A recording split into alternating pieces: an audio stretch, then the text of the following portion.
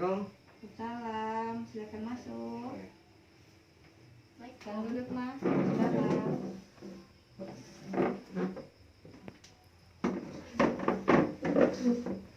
Selamat malam mbak, mas. Ada yang bisa saya bantu? Ya ada Bu. Jadi gini Bu, bulan depan kami akan nikah. Sudah. Oh, kalau itu ya ada rekomendasi dari KUA untuk melakukan penyuntikan TT ya mbak, mas. Perkenalkan dulu mbak ya, nama saya Bidan Astuti. Di sini saya akan menjelaskan tentang kehamilan sehat, tentang persiapan untuk kehamilan sehat, terus menjelaskan tentang TT dan lain sebagainya. Sebelumnya boleh saya tahu namanya siapa mbak? Nisa, Umur? 20 tahun. Alamatnya di mana mbak? Purwosari. Masnya namanya siapa mas? Denny, Umur? 21, Alamatnya? Philip 5, Desta Jelena. Ini mbak ya, sebelum kita untuk melakukan kehamilan sehat atau program kehamilan sehat, di sini saya akan menanyakan berat badannya berapa mbak, kita untuk menghitung IMT. IMT itu cara atau IMT itu indeks massa tubuh. Indeks massa tubuh itu mbak cara untuk menentukan rentang berat badan untuk memprediksi seberapa besar resiko gangguan kesehatan.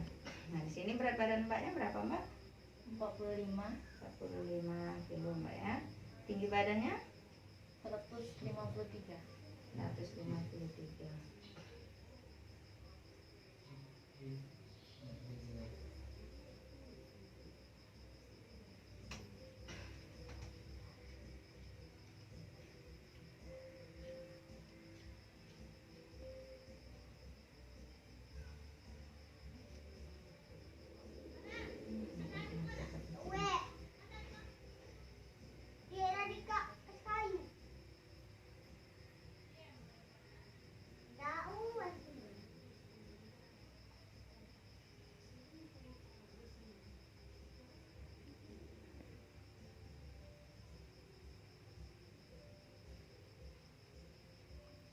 Nah di sini sudah ini indeks massa tubuh mbak 9,23 mbak ya.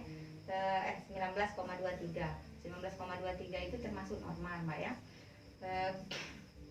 Di sini sebelum melakukan program kehamilan sehat, hal-hal yang perlu mbak perhatikan yaitu tentang gizi seimbang, di mana harus adanya dalam asupan nutrisi itu apa yang perlu mbak konsumsi sehari-hari. Yang pertama protein, yang pertama karbohidrat. Karbohidrat itu tidak hanya dari nasi mbak ya, bisa dari umbi-umbian, bisa dari jagung, bisa dari tepung. Kemudian protein nabati. Protein nabati itu seperti tempe, kacang-kacangan. Selanjutnya itu protein hewani dari daging. Dan juga kalau untuk ini, untuk melakukan program bisa juga dengan menggunakan seafood mbak ya. Terus sayuran dan buah-buahan. Serta mengkonsumsi zat besi dan asam folat. Nah ini sebelum melakukan ini kan ada kerjasama dari KUA kan, mbak dianjurkan untuk melakukan suntik TT. Nah suntik TT itu mbak ada 5, ada TT 1 sampai TT 5. TT 1 itu dilakukan pada bulan ini misalkan ya. TT 2 dilakukan 1 bulan setelah TT pertama.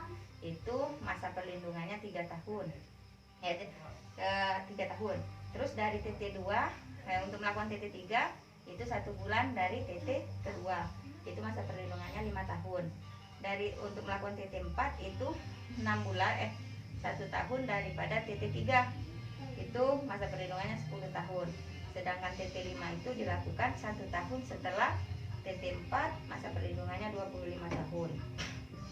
Nah, terus di sini saya akan menjelaskan hal-hal yang harus diwaspadai mbak ya. Misalkan ada penyakit anemia, pernah nggak mbak periksa hemoglobin? Nah anemia itu sangat berbahaya mbak, karena bisa menyebabkan kita lemas, lesu, lunglai, 5L kan mbak tahu kan mbak dengan 5L. Terus kekurangan gizi juga bisa menyebabkan anemia. Yang kedua hepatitis B. Hepatitis B itu bisa mengakibatkan gagal hati dan kanker hati, serta malaria.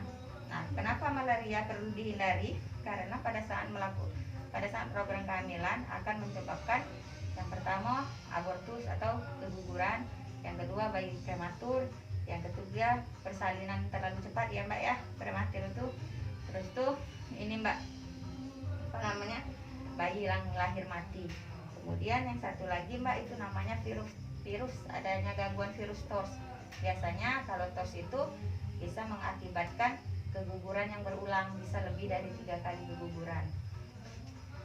Terus yang selanjutnya adanya penyakit genetik. Nah, di sini ada 2. Yang pertama talasemi dengan yang kedua hemofilia. Talasemi itu bisa dicegah dengan cara melakukan tes di laboratorium, Mbak. Kalau kita di ini kan belum bisa dilakukan, itu bisa dilakukan di rumah sakit. Kenapa talasemi itu harus dihindari? Karena apabila ibu ataupun ayahnya mengidap talasemi, maka akan berakibat atau menurun kepada anaknya. Sedangkan hemofilia itu Mbak, itu penyakit gangguan pembekuan darah. Jadi itu bisa juga dilakukan tes darah untuk mendeteksi apakah ada kelainan pembekuan darah. Saya ingin bertanya, seandainya Mbak sedang haid ataupun luka, pernah nggak luka itu darahnya susah untuk beku ataupun mampet kalau kata orang kita Mbak? Iya. Yaitu kalau hemofilia itu Mbak ya, misalkan kita luka terus susah sekali untuk reda darahnya tadi Mbak, susah beku. Jadi perdarahan sepanjangan kayak itu Mbak. Nah, kalau hemofilia ini harus dihindari Mbak, karena kalau seandainya Mbak ada luka terus dia susah, itu akan mengakibatkan banyaknya Mbak kekurangan darah. Begitu. Nah, nanti kita akan melakukan TT ini tadi Mbak ya.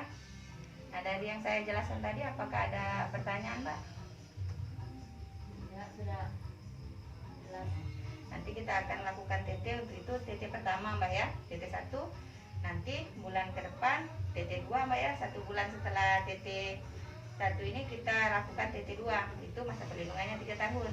Terus itu 6 bulan setelah itu baru Mbak lakukan TT ketiga ya Mbak.